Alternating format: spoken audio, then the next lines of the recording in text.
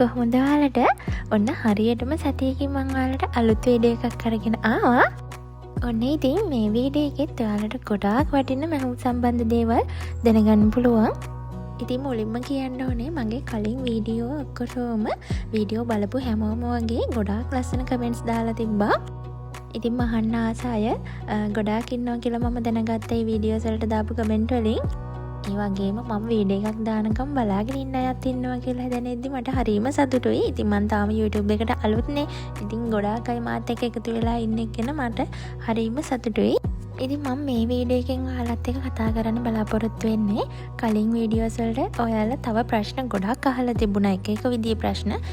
ඉතින් කමෙන්ට් වලින් ඒ හැම දෙයකටම උත්තර දෙන්න අමාරුයිනේ. මොකද කෙටි උත්තර නෙමෙයි, සමහර ඒවාට ලොකුවට විස්තර කරන්න දේවල් තිබිච්ච නිසා මම ඉතින් මේ වීඩියෝ එකෙන් ඔයාලත් එක්ක ඒ ප්‍රශ්න වලට උත්තර කතා කරනවා. ඉතින් හැමෝටම වැදගත් වෙනවා මේ ප්‍රශ්න. ඒ වගේම ස්මෝල් බිස්නස් එකක් විදියට මහන්න පටන් ඔන්ලයින් හරි කොහොම හරි ඔයාලා මහන්න පටන් ගන්න ඉන්න නිසා ඉතින් ඔයාලට අවශ්‍ය වෙන උපකරණ මහවුම් උපකරණත් මම අද මේ වීඩියෝ එකෙන් අරගෙන එනවා. මට වීඩියෝ වලින් කතා කරද්දී කියන්න අමතක වෙන දේවල් ගොඩක් අය ප්‍රශ්න වලින් අහලා තිබුණේ. ඒක නිසා මට ලේසි ඒ ප්‍රශ්න බල ඔයාලට උත්තර දෙන්න පුළුවන්. ඉතින් මම හරිම ආසයි කට්ටිය කමෙන්ට් කරලා මගෙන් ප්‍රශ්න අහනවා නම්. මොකද මම අනිවාර්යයෙන්ම වීඩියෝ එකක් දැම්මට පස්සේ සැරින් සැරේ ගිහින් බලනවා මොනවද දාලා තියෙන කමෙන්ට් කියලා. ඉතින් මම හරිය ආසයි ඔයාලා අහන ප්‍රශ්න වලට උත්තර දෙන්න. මේ ප්‍රශ්නේ ගොඩක් අය අහලා තිබුණු ප්‍රශ්නයක් වීඩියෝ කිහිපයකම. ඔන්ලයින් ඕඩර්ස් ගන්නකොට කොහොමද අපි මුලින්ම මැටීරියල් ස්ටොක් කරගෙනද කරන්නේ? එහෙම නැත්නම් වෙන මොන හරි ක්‍රමයකටද ගෙදර මැටීරියල් ගෙනල්ලා එකතු කරගන්න ඕනිද කියලා කට්ටිය දාලා තිබ්බා. මම කරපු විදිහ මම ඔයාලට කියන්නම්. ඒත් එක්කම මට ඔයාලට විශේෂ දෙයක් කියන්න දෙනවා. මම මේ වීඩියෝස් ගේන්නේ ඉගෙනගෙන ඉවර වෙලා හරි කොහොම හරි ගෙදර ඉන්න අය ඉන්නෝනේ නංගිලා හැම. ඉතින් යාලට මහන්න ඉගෙනගෙන ඔන්ලයින් බිස්නස් එකක් කරලා දියුණු වෙන්න පුළුවන්. ඉතින් මම දන්න දේවල් තමයි ඔයාලට මම මේ වීඩියෝස් වලින් අරගෙන එන්නේ. ඒක නිසා මම නොදන්න දේවලුත් තියෙන්න පුළුවන්. මම කියන කාරණාවල මොනවා හරි තැනක වැරදි වෙන්නත් පුළුවන්. එහෙම වුණොත් අනිවාර්යෙන් කමෙන්ට් එකක් දාලා ඒක පැහැදිලි කරන්න. ඒ වගේම මම මේ කියන හැමදේම මම සියල්ල දත් කෙනෙක් නෙමෙයි. ඉතින් මම මගේ බිස්නස් එකක් කරන ගමන් ඉන්නේ. එතකොට මට වෙච්ච දේවල්, මම කරපු දේවල්, මම දන්න දේවල් තමයි මම ඔයාලට කියලා දෙන්නේ. එහෙම නැතුව කොහෙන්වත් හරියෙන් මෙහෙන් හොයලා කියන දේවල් නෙමෙයි. ඉතින් මට මගේ ජීවිතෙන් තමයි මම ඔයාලට මේ කරුණු කාරණා අරගෙන එන්නේ. හරි, අපි යමු ප්‍රශ්නේ කතා කරන්න. ඉතින් අහලා තියෙනවනේ ඔන්ලයින් කරද්දී ස්ටොක් එකක් තියාගෙනද මැටීරියල් ගෙදර ගෙනල්ලා තියාගෙනද පටන් ගන්න කියලා. මම කරපු විදිහ කියන්නම්. මම මුලින්ම මම දන්නේ නෑනේ. මට දැන් අපි එතකොට මම YouTube එකේ බලනකොට ඒ කාලේ නම් එහෙම දේවල් තිබුණේ නෑ. ඔන්ලයින් බිස්නස් ගැන කවුරු හරි මහාන කවුරු හරි උගන්වන දේවල් නම් එහෙම මට දකින්න ලැබුණ නැහැ. ඉතින් මම දන්න විදිහට තමයි මම පටන් ගත්තේ. එතකොට මම කරේ මම මැටීරියල් ගොඩාක් ගෙදර ගෙනල්ලා තියාගත්ත ෂොප් එකෙන් බලලා මැටීරියල් ගොඩාක් ගෙදර ගෙනල්ලා තියාගත්තා. මේ මැටීරියල් අදටත් තාමත් තියෙනවා. ඉතින් ඒක නිසා එකපාර මැටීරියල් ගොඩාක් ගෙදර ගෙනල්ලා තියාගන්න ඕනි නැහැ. මුලින්ම දැන් පේජ් එක පටන් ගත්ත මුල්ම කාලේ නම් ඔයා මේ මොනවා හරි ලස්සන ඩිසයින් එකක් ඔයාට හොඳට මහන්න පුළුවන් ලස්සන ඩිසයින් එකක් බලලා. හැබැයි විශේෂයෙන්ම මේ දවස්වල හොඳ ජනප්‍රිය එකක් වෙන්නත් ඕනේ. නිකන් අපිට හිතුමනාපට මහන්නත් බෑ. ඒ කියන්නේ මේ එක එක කාලයට එනවනේ එක එක ඩිසයින්ස්. යන්නේ මේ විදියට මොනවා හරි ලස්සන ඩිසයින් එකක් බලලා ඔයා ඒක හොඳට මහලා පුරුදු වෙලා, අනිවාර්යයෙන්ම හොඳට මහලා පුරුදු වෙලා තමයි අපි පේජ් එකට ෆොටෝ එකක් දාන්න ඕනේ. මහලා ලස්සන තැනක ෆොටෝ එකක් අරගෙන බිම තියලා හරි ඔයා ෆිට් ඔන් කරලා හරි එහෙම අරගෙන පේජ් එකේ දාන්න. ඊට පස්සේ ඕඩර්ස් එකපාර හෝ ගාලා ගලාගෙන එන්නේ නැහැ. ඉතින් අපි මහන්සි වෙන්න ඕනේ. ෆලෝවර්ස්ලා හදා ගන්න ඕනේ පේජ් එකට ගොඩක්. ඒ වගේම TikTok වල දාලා එහෙම තමයි කරගත්තේ. මාත් එහෙමයි TikTok එකෙන් තමයි ගොඩක් මට මුලින්ම ඕඩර්ස් ආවේ. ඊට පස්සේ මැටීරියල් ගෙදර ගෙනල්ලා තියාගත්තේ. ඒ වගේ ෆොටෝස් මම දැම්මා. ඒ දාලා ඉතින් එයාලා කැමති මැටීරියල් මෙන්න මේ මැටීරියල් තියෙනවා මේ ඩිසයින් එකෙන් ගන්න පුළුවන් කිව්වම එයාලා සමහර අය කැමති අය ඒ මැටීරියල් වලින් දානවා. සමහර අය කියනවා මේ මැටීරියල් නැතුව වෙනේව නැද්ද එහෙම කියලා. ඊට පස්සේ මම තීරණය කරා දැන් මම කලින් ගත්ත ෂොප් එකේ නෙමෙයි දැන් මෙහෙ නම් මම දැන් කරන විදිය නම් දැන් නම් අපි අර සමහර අපේ ඔය කොටන් ඩ්‍රෙස් එහෙම කරනවා නම් ඒව නම් අපි ස්ටොක් තියා ගන්නවා. ගොඩක් වෙලාවට මේ ඉවර වෙන පාටවල් කියන්නේ අපිට කලාතුරකින් හම්බ වෙන පාටවල් වගේම මම ගෙදර ගෙනල්ලා තියා ගන්නවා. ඉවර වුණොත් එහෙම එක කරන්න දෙයක් නැති නිසා. නැත්නම් නිතර එන කලර්ස් තියෙනවනේ. මෙරුම් පාට, රතු පාට, බ්ලැක්, වයිට් ඒවා නිතරම එනවනේ. ඒක නිසා ඒව ගෙනල්ලා තියා ගන්න අවශ්‍ය වෙන්නේ නැහැ මට. ඉතින් මම මැටීරියල් ගෙදර ගෙනල්ලා තියාගන්න නැතුව මම ෂොප් එකේ තියෙන මැටීරියල් වල ෆොටෝස් අරගෙන එනවා. ඇවිල්ලා පේජ් එකේ දානවා. ඉතින් කැමති අයට මේකෙන් කස්ටමයිස් කරගන්න පුළුවන් කියලා කිව්වට පස්සේ යාලා එහෙම මැටීරියල් තෝරගෙන කියනවා. එතකොට මම ෂොප් එකට ගිහින් මැටීරියල් අරගෙන තමයි එහෙම කරේ. ඉතින් ඒ විදිය හොඳයි කියලා මම ඔයාලටත් කියනවා. මොකද මම කලින් අර වගේ ස්ටොක් කරගත්ත මැටීරියල් එක තාමත් මගේ ගාව ඒ විදිහටම තියෙනවා. ඒ කියන්නේ ගොඩක් තිබ්බා. දැන් නම් ටිකක් තියෙනවා. ඉතින් ඒ කාලේ මේ මැටීරියල් ටික දෙන එක මම නැවැත්තුවා. හැමදාම එකම මැටීරියල් එකකට කොටු වෙන්න බැහැනේ. ඉතින් මේක තමයි මේ ප්‍රශ්නෙට උත්තරේ. අපි ඊළඟ ප්‍රශ්නේ බලමු. බිස්නස් එක පටන් ගන්න මුලින්ම ඕඩර්ස් එන්නේ නෑනේ. එතකොට කොහොමද සතියකට සාම්පල් ඩිසයින් කීයක් වගේ දාන්න ඕනද? කොහොමද මුලින්ම ඒ ටික කරගන්නේ කියලා අහලා තියෙනවා. මම කලින් කිව්වා වගේ අපි බිස්නස් එක පටන් ඒ කියන්නේ පේජ් එකක් පටන් අරගෙන TikTok එකක් පටන් ගත්ත ගමම අපිට ඕඩර්ස් එන්නේ නැහැ. අපි ගොඩාක් ලස්සනට වීඩියෝස් හදලා දාන්න ඕනේ. පේජ් එකෙත් හරිම ක්වොලිටි එකට ෆොටෝස් ලස්සනට දාන්න ඕනේ. පේජ් එකෙත් දාද්දී හැෂ්ටැග් භාවිතා කරන්න ඕනි. එහෙම අනිවාර්යයෙන්ම ලස්සනට ෆොටෝස් කියන්නේ කස්ටමර්ට ඒ ඇඳුම ගන්න ආස හිතෙන විදිහට තමයි අපි ෆොටෝස් එහෙම අප්ලෝඩ් කරන්න ඕනේ. එහෙම කරලා ගෲප් වල ෂෙයා කරලා එහෙම චුට්ටක් කට්ටිය පේජ් එකට එකතු වෙනවනේ. එතකොට ටික ටික තමයි ඕඩර්ස් කියන්නේ මැසේජ් හරි ඕඩර්ස් හරි එන්නේ චුට්ට. ඉතින් ඉවසීම අනිවාර්යයෙන්ම තියෙන්න ඕනි. සාම්පල් ඩිසයින් මුලින්ම දාන්න ඕනි නෑ. මේ මම කියන්නේ මම කරපු විදිහ. හැබැයි ඔයාලා කවදාවත් වෙන පේජ් වලින් වෙන අය මහපු ඇඳුම් නම් පේජ් එකේ දාගන්න එපා.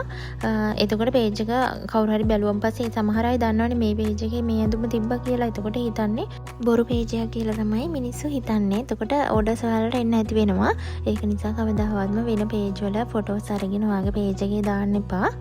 ඔයාලට මම ටිප් එකක් කියලා දෙන්නම්. හැබැයි මේකත් ගොඩාක් වෙලාවට කරන්න එපා. අර ඕඩර්ස් මුලින්ම එන්න ඕනේ නිසා විතරක් කරන්න. Pinterest කියලා ඇප් එකක් තියෙනවනේ. ගොඩක් අය දන්නවනේ. එක ලස්සන දේවල් තියෙනවා. අලුත් ඩිසයින්ස්. ඒ වගේ දේවල් තියෙනවනේ. ඒකෙන් ලස්සන ඔයාලට මහන්න පුළුවන් විදිහේ ඩිසයින් කිහිපයක ෆොටෝස් අරගෙන පේජ් එකේ ලස්සනට දාන්න. එතකොට ඒ වගේ කට්ටිය ඕඩර්ස් අනිවාර්යයෙන්ම හැබැයි ඔයාලට ඒක මහන්න පුළුවන් වෙන්න ඕනේ. ඔයාලා හොඳට මහපු කියන්නේ ඒ ඩිසයින් එක දානවා නම් ඒක ඔයාලට හොඳට මහලා පුරුදු වෙච්ච මහන්න පුළුවන් විදිහේ ඩිසයින් එකක් වෙන්න ඕනේ. ඊට පස්සේ ඒකෙන් ඕඩර්ස් ආවට පස්සේ ඔයා ඒගොල්ලොත් එක්ක කතා කරලා ඕනි කලර් එක ඕනි සයිස් එක ඒ දේවල් බලලා ඒක ලස්සනට මහලා යවන්න. ඒ මහලා යවද්දි ඔයාලට ඔයාගේ මහන ඩිසයින් එක තියෙනවනේ. ඒ ඕඩර් එකට මහන ඇඳුමේ ෆොටෝස් අරගන්න. එතකොට ඒක ඔයාගේ ඔරිජිනල් ෆොටෝ එකනේ. ඒව දාන්න පේජ් එකේ. එහෙම අර වගේ ඊට පස්සේ දිගටම ඔයාලට Pinterest එකෙන් අරගෙන ෆොටෝස් දාන්න එහෙම අවශ්‍ය වෙන්නේ නැහැ. ඔයාට ඕඩර්ස් චුට්ට එනවනේ. ඒනකොට එහෙම ඔයා මහන ඩිසයින් එක ලස්සනට ෆොටෝස් අරගෙන දාන්න. හැබැයි ගොඩාක් කල් පේජ් එකේ Pinterest එකේ ෆොටෝ දාන්න එපා. එතකොටත් පේජ් එක එච්චර මිනිස්සු අතරට යන්නේ රීච් වෙන එක අඩු වෙනවා. ඉතින් කලින් වීඩියෝ එකේ කට්ටිය අහලා තිබුණා පටිය මහන්නේ කොහොමද කියලා. කලින් මම දම්පාට ගවුමක වීඩියෝ එකක් දැම්මා. ඒකේ පටිය මහන විදිය කට්ටිය අහලා තිබ්බනේ. ඉතින් මෙන්න මේ විදියට තමයි පටිය මහගන්න තියෙන්නේ. ඉතින් මෙන්න මේ විදියට ලස්සනට නීට් එකට පටිය මහගන්න පුළුවන්. ඔයාලට වීඩියෝ එක බලන්න. තව අහලා තිබුණා කලින් මම අහපු ගවම රැලි කරන්නේ කොහොමද කියලා. මේ ඉන රැලි කරන විදිය තමයි මේ ටිකේ තියෙන්නේ. ඉතින් අතින් තමයි මහන ගමන් අතින් රැලි කරගෙන තමයි යන්නේ. පුට් එක දාලා මහන්නත් පුළුවන්. හැබැයි මට වෙලාව මදි පුට් මාරු කර මහන්න. ඉතින් මට ලේසිම ක්‍රමය තමයි මේක. ඒ වගේම එහෙම මහද්දි අපිට අවශ්‍ය ගන්න රැලි දාගන්නත් පුළුවන්. ඒ වගේම නූල බුරුල් කරලා මහලා නූල ඇදලා රැලි හදා ගන්නත් පුළුවන්. අනිවාර්යයෙන්ම මහන ඇඳුම හරියටම නීට් එකට ලස්සනට තියෙන්න ඕනි. තව ප්‍රශ්නයක් තියෙනවා. සයිස් වලට මහද්දි බයයි කස්ටමර්ට ලොකු වෙයිද පොඩි වෙයිද කියලා. කොහොමද හරියට මේක දැනගන්නේ? එක ඩිසයින් එකට සයිස් chart එක වෙනස් වෙනවද කියලා අහලා තියෙනවා. ඔව් එක ඩිසයින් එකට සයිස් chart එක වෙනස් වෙනවා කියන්නේ chart එකේ අපි කට්ටියගේ තියෙන measurements වල වෙනසක් වෙන්නේ නැහැ. හැබැයි අපි මහද්දි ඒක වෙනස් කරගෙන මහන්න ඕනි. ටයිට් ඇඳුම් මහද්දි අපි ඒකට මේ කියන්නේ සාමාන්‍යයෙන් ඇඟට වාසි විතරයි තියන්නේ. ඇඟේ බුරුල පේන්න තියන්නේ නැහැ. දෙපැත්තෙන් වාසි තියෙනවා. පොඩ්ඩක් එහෙම වුණොත් ගොඩක් වෙලාවට ටයිට් ඇඳුම් මහද්දි ඇඳෙන මැටීරියල් වලින් තමයි මහන්නේ. අනිත් මැටීරියල් වලින්ම හදි. ඉතින් එක එක ඇඳුම් වල එක එක ඩිසයින්. එතකොට මහන විදිය සාමාන්‍යයෙන් වෙනස් වෙන බැගි ගවුම් හදි අත් කටවල් ගොඩක් ලොකුවට ගන්නවා. ඇඟේ ගානට මහනේ වගේ ඇඟේ ගානටම ගන්නවා. එහෙමනේ. ඉතින් ඩිසයින් එකකින් ඩිසයින් එකට සයිස් වෙනස් වෙනවා කියන්නේ අන්න ඒකට. ඉතින් කට්ටිය අහලා තිබුණා කොහොමද අපි රෙදි වල මාක් කරන්නේ ඇඳුම් කපනකොට මාක් කරන්නේ කොහොමද කියලා. ඉතින් මේ පැන්සල් ඔයාලට ගන්න පුළුවන් ඕනම බුක් ෂොප් එකකින් මැටීරියල් වල අඳින පැන්සල් කියලා ඉල්ලුවම දෙනවා. චෝක් පැන්සල් මේවා. මේ තියෙන්නේ මගේ thank you card මගේ page එකේ logo එක ගහලා ඒකේ details දාලා කස්ටමර්ගේ මේ පාර්සල් එක ඇතුළට දාලා යවන කාඩ් එක. මේක ඔයාලට කැමති නම් දාලා යවන්න පුළුවන්. එහෙම නැත්නම් මේකට අනවශ්‍ය වේදමක් කරන්න අවශ්‍ය වෙන්නේ නැහැ. මේක නම් අවශ්‍යයි. අපි කුරිය බෑග් එකටත් කලින් මේ බෑග් එකේ දාලා තමයි අපි පාර්සල් එක යවන්න ඕනේ. එතකොට කුරිය බෑග් එක ඩැමේජ් වුණත් මේ බෑග් එකේ දාන නිසා කිසිම ඇතුළට වතුර යන්නේවත් මොනවා හරි වෙන්න තියෙන දෙයක් මේ බෑග් එක දාන නිසා එහෙම වෙන්නේ නැහැ. ඒක නිසා අනිවාර්යයෙන්ම මේකෙත් දාලා තමයි කුරිය බෑග් එකේ දාලා යවන්න ඕනේ. මේ තියෙන්නේ මගේ කුරිය බෑග්. මේකේ ඇතුලේ මේකේ සයිසස් ගොඩාක් තියෙනවා. අපි ඔයාලට කැමති විදිහට ගන්න පුළුවන්. මම නම් මේ 10යි 14 සයිස් එකෙන් තමයි හදාගෙන තියෙන්නේ. සාමාන්‍යයෙන් ඇතුළේ දෙකක් තුනක් වගේ මේක දාගන්න පුළුවන්. මේ බෑග් එකකට යන වියදම බෑග් එකට print එකත් එක්කම සාමාන්‍යයෙන් 40ක් වගේ වෙනවා එක බෑග් එකක්. තව කට්ටිය අහලා දුන්න මේක විශේෂ ප්‍රශ්නයක්. බූස්ට් කරන්න හොඳයිද කියලා page එක. බූස්ට් කරත් ඕඩර්ස් එනවා. හැබැයි ඔයාලට දිගටම page එකේ බූස්ට් එක ගහන්න වෙනවා. මොකද බූස්ට් කරනවා කියන්නේ අපි page එක රීච් වෙන්නේ නැත්නම් වෙන අයට පෙන්වන්න නැත්නම් අපි ඒකට page එකෙන් ගෙවලා. ඒ කියන්නේ අපි ඩොලර්ස් වලින් එයාලට ගෙවලා දවසකට ඩොලර් 2-5 එහෙම අපිට කැමති විදිහකට අවශ්‍ය ගාණක් ගහන්න පුළුවන්. වැඩිපුර ගාණක් දාන විදිහට වැඩිපුර රීච් වෙලා ඕඩර්ස් එන්න පුළුවන්. හැබැයි දාන පෝස්ට් එකත් ක්වොලිටි වෙන්න ඕනේ. ඒ වගේම අපිට දිගටම බූස්ට් එකක් කරොත් ඒ page එකේ දිගටම ඕඩර්ස් එන්න අනිවාර්යයෙන්ම දිගටම බූස්ට් එක කරගෙන යන්න වෙනවා. නිකන් page එක රීච් වෙන්නේ නැහැ ඊට පස්සේ. ඉතින් තව ගොඩක් දේවල් ඒ ගැන කතා කරොත් නම් මගේ වීඩියෝ එක දිග වැඩි වෙනවා. ඔයාලටත් බෝරින් වෙයි. ඉතින් මම චුට්ට පැහැදිලි කරන්නම් ඔයාලට. මේ තියෙන්නේ ඕලොක් නූල්. මේකේ කලර්ස් දෙකකින් ගන්න පුළුවන්.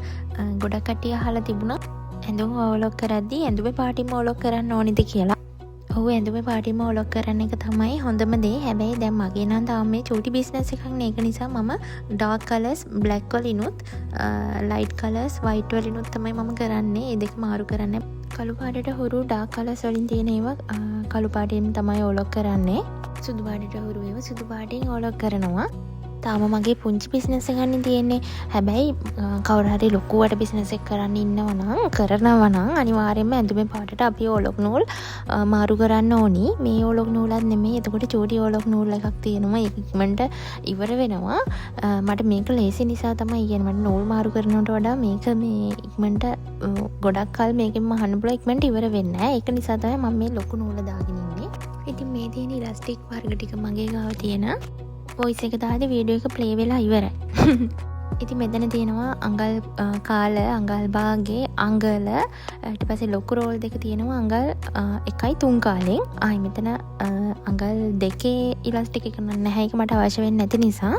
ඉතින් මේ තරම් ලොකු රෝල් ඔයාලා ගෙනල්ලා තියාගන්න ඕනේ නැහැ. බිස්නස් එක පටන් ගන්න කෙනෙක් නම් ඔයාලට ඇඳුම් වලට අවශ්‍ය ප්‍රමාණයට විතරක් ගේන්න. ඉතින් ඕඩර්ස් ගොඩාක් එද්දි ඔයාලා මේ වගේ ලොකු රෝල් ගෙනල්ලා ඔයාලගේ වැඩේ කරගෙන යන්න පුළුවන්. මේ ලොකු ඉලාස්ටික් ගන්න ස්කර්ට් වලට ඒ වගේම පෑන්ට්ස් කලිසම් මහද්දි වගේ ලොකු ඉලාස්ටික් එක දානවා. අනිත් ඒවට නම් සාමාන්‍යයෙන් පොඩි කලිසම් ගෙදරට අඳින ඒ වගේ නම් මහද්දි මෙච්චර ලොකු ඉලාස්ටික් දාන්න එපා. පොඩි එක දාන්න. අඟල් භාගෙත් අවුලක් නැහැ. අඟල වුණත් ප්‍රශ්නයක් නැහැ. ඒ වගේම තව අහලා තිබුණා සයිස් ලේබල් කොහොමද හොයාගත්තේ කියලා. ඕනෙම බුක් ෂොප් එකක ඔය ඇඳුම් ගන්න මැටීරියල් ගන්න ෂොප් වල සයිස් ලේබල් අපිට ගන්න තියෙනවා. ඉතින් සයිස් ලේබල් එකක් අනිවාර්යයෙන්ම ඇඳුමට දාලාම අහන්න ඕනේ. එතකොට ඒ කස්ටමර් දන්නවා හරි සයිස් එක තමයි ඉවල තියෙන්නේ කියලා.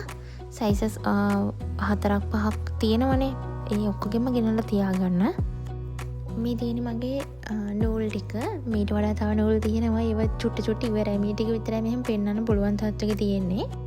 ඉතින් මේ හැම පාටින්ම වගේ නූල් ගෙනල්ලා ඔයාලා තියාගන්න අවශ්‍ය වෙන්නේ නැහැ. ඔයාලට මුලින්ම චූටියට මහන අයට නම් චූටි නූල් එකක් ගන්න පුළුවන්. එහෙම නැත්නම් නූල් කඩේ කිරලා ගන්නත් තියෙනවා. පොඩ ඔතපු ඒවා ලොකු නූල් නැතුව එහෙම අරගෙන බලන්න. හැබැයි පරණ නූල් එහෙම ගන්න එපා. මොකද මහද්දී නූල් කැඩිලා යනවා. ඒ වගේම සෝදද්දි නූල් කැඩිලා යනවා. එහෙම වෙනවා. ඒක නිසා ක්වොලිටි විදියටම බලලා අනිවාර්යයෙන්ම ගන්න. මේ තියෙන්නේ ඉලාස්ටික් නූල් එක. ඔයාලා දන්නවනේ ස්මෝක් කරද්දී අපි අර උඩ කොටස ස්මෝක් කරද්දී එහෙම මේක තමයි අපි බොබින් එකට ඔතලා අතේ තමයි මේ නූල ඔතන්න ඕනේ බොබින් එකට. ඊට පස්සේ මේකෙන් තමයි අපි ස්මෝක් ගවුම් මහන්නේ. ඉතින් මේකෙත් චූටි රෝල් තියෙනවා. ඔයාලට ගන්න පුළුවන්. මෙච්චර ලොකු ඒවා ගන්න ඕනේ නෑ. තාම පොඩියට බහන්න පටන් ගන්න අයට මේ වගේ මීට වඩා චූටි එකක් ගන්න පුළුවන්. මේ තියෙන්නේ චෝක්. ඔයාලා දන්නවනේ පෙන්සිල් එකට අමතරව මේකෙන් අපිට ඇඳුම් මාක් කරන්න පුළුවන්. ඔන්න තව ප්‍රශ්නයක් තියෙනවා. ඇඳුමකට මිල තීරණය කරන්නේ කොහොමද කියලා අහලා දෙනවා. සාමාන්‍යයෙන් ඇඳුමක මිල තීරණය වෙන්නේ ඇඳුමට යන මැටීරියල් ප්‍රමාණය. එතකොට ඒකට ලේබල් යනවා නම්, එතකොට ඉලාස්ටික් යනවා නම්, ෂිපර් යනවා නම්, ඒ වගේ ඒ රේන්ද දානවා නම් දැන් සාමාන්‍යයෙන් මේ දවස්වල රේන්ද එහෙම ටිකක් මිල වැඩි. එතකොට ඒ ඔක්කොමත් එක්ක බලලා එතකොට ඔයාලා පාර්සල් ඩිලිවර් කරද්දී ගන්න දේවල් තියෙනවනේ. ඉටික් බෑග් එක, කොරිය බෑග් එක, ඒ දේවලුත් එක්ක එකතු කරලා තමයි ඇඳුමක මිල තීරණය කරන්නේ. ගොඩක් වෙලාවට ඒ දේවල් එක්කම ඔයාගේ මැහුම් ගොලිය සාමාන්‍යයෙන් රුපියල් 500ක් 600ක් ඊට වඩා ගන්න අය ඉන්නවා. එහෙම දාලා 1000ක් වුණත් ගන්න පුළුවන්. තමන්ගේ මහන්සිය හැටියට ඒක තමන්ට කැමති විදිහට ගන්න පුළුවන්. හැබැයි ලොකු ගණන් ගන්න යන්න එපා. සාමාන්‍ය පොඩි ඇඳුම් වලින් ලොකු ගණන් මිල තීරණය කරන්න එපා. එතකොට ඒ කස්ටමර් ආයි ඔයාගේ ළඟට එන්නේ නැති වෙනවා. සාධාරණ මුදලක් ගන්න පුළුවන් ඔයාලට. එක ඩිසයින් වලින් ඕඩර් ආවම පැටලෙන්නේ නැති වෙන්න කරගන්නේ කොහොමද කියලා අහලා තියෙනවා. ඉතින් ඕඩර්ස් ඔක්කොම ෆෝන් එකේ තියාගන්නේ නැහැ. ඕඩර්ස් ආපු ගමන්ම අනිවාර්යයෙන්ම මේ පොතේ ලියන ෆෝන් එකේ තියාගන්න නැතුව පොතේ ලියලා තමයි අපි ඕඩර්ස් වෙන් කරගන්නේ. එතකොට ඒව පැහැදිලිව අපිට වෙන වෙනම ගන්න පුළුවන්. ඔන්න තව වැදගත්ම ප්‍රශ්නයක් තියෙනවා. කස්ටමර්ස්ලා බැංක් එකට සල්ලි දාලා ස්ලිප් එක එවුවම ඒක කොහොමද හරි එකක් කියලා දැනගන්නේ? ඒ වගේම එහෙම ආවෙ නැති වුණොත් මොකද කරන්න ඕනි කියලා කට්ටිය අහලා තියෙනවා. මොකද මේ වගේ දේවල් ගොඩක් පේජ් වල වෙලා තියෙනවා. කස්ටමර්ස්ලා බොරු වෙට ස්ලිප් හදලා එඩිට් කරලා පරණ ස්ලිප් එවන එහෙම වෙලාවල් වෙලා තියෙනවා. ඒකට කරන්න තියෙන්නේ ඔයාලට අනිවාර්යෙන් කස්ටමර් කෙනෙක් මැසේජ් කරලා ඕඩර් එකක් දැම්ම කියලා ස්ලිප් එක එවනවනේ. ඒ කියන්නේ බැංකුවෙන් ඔයාලා සල්ලි දැම්මා කියලා රිසිට් එකක් හම්බෙන්නේ. ඒකේ ෆොටෝ එකක් එවුවට පස්සේ ඔයාලා අනිවාර්යයෙන්ම බලන්න ඕනි ෆෝන් එකට මේ මැසේජ් එක ඇවිල්ලාද කියලා. ඒ දාපු ගාන ඒ වෙලාවත් එක්කම ෆෝන් එකට ඒ ඩිපොසිට් එක වෙලා තියෙනවද කියලා අනිවාර්යයෙන්ම බලන්න. එහෙම ඇවිල්ලා තිබුණ නැති වුණොත් ඔයාලා ඊළඟට කරන්න ඕනේ ඔයාලගේ ඔන්ලයින් බැංකින් ඇප් එක හදාගෙන ඉන්න ඕනේ. එතකොට ඇප් එකෙන් බලන්න ගිහිල්ලා එහෙම account එකට මෙහෙම ගානක් වැටලා තියෙනවද කියලා. එහෙමත් තිබුණ නැත්නම් කස්ටමර්ට මුකුත් කියන්න එපා. ආයෙමත් ඔයාලට කරන්න තියෙන්නේ බැංක් එකට කෝල් එකක් අරගෙන මෙන්න මෙහෙම නම්බර් එකකින් මට මෙන්න මෙහෙම කෙනෙක් මට සල්ලි දාලා තිනවා. මෙන්න මේ වගේ ගාණක් ඒ ගාණ ඩිපොසිට් වෙලා තියෙනවද කියලා බලා ගන්න පුළුවන්ද කියලා එයාලගෙන් අහන්න. එතකොට එයාලා ඒක චෙක් කරලා බලලා කියනවා. එහෙම දාලා තිබුණ නැති වුණොත් කස්ටමර්ට කියන්න මේ ඔයා සල්ලි දාලා නැති නිසා අපිට ඕඩර් එක ඔයාට එවන්න විදියක් නැහැ කියලා. එහෙම නැතුව එකපාරට කස්ටමර්ට බනින්න යන්න නැතපා. මොකද සමහර වෙලාවට මොනවා හරි එරර් එකක් නිසා මොනවා හරි ප්‍රශ්නයක් නිසා බැංක් එකකිනුත් මැසේජ් එක එන්නේ නැති වෙලාවල් තියෙනවා. හරි නේද? ඉතින් ඔන්න ඔයාලට මං ඔයාලා අහපු ප්‍රශ්න වලින් ගොඩාක් ඒවට උත්තර දුන්නා. ඉතින් තව ප්‍රශ්න තියෙනවා නම් ඔයාලා අනිවාර්යයෙන්ම මේ වීඩියෝ එක බලලා පහලින් කමෙන්ට් එක දාගෙන යන්න. ඊළඟ වීඩියෝ එකේදී මේ ප්‍රශ්න ගැන අනිවාර්යයෙන්ම කතා කරනවා. ඉතින් මට ගොඩාක් දේවල් කතා කරන්න තිබුණත් වීඩියෝ එක දිග වැඩි වෙන නිසා මං අද මෙතනින් කතාව නවත්තනවා. ඉතින් අනිවාර්යයෙන්ම කමෙන්ට් එකක් දාගෙන යන්න වීඩියෝ එක හොඳයිද කියලා. ඉතින් වීඩියෝ එක බලපු ඔයාලට ගොඩාක් ස්තුතියි. ඒ වගේම මාව සබ්ස්ක්‍රයිබ් කරගෙන යන්නත් අමතක කරන්න එපා.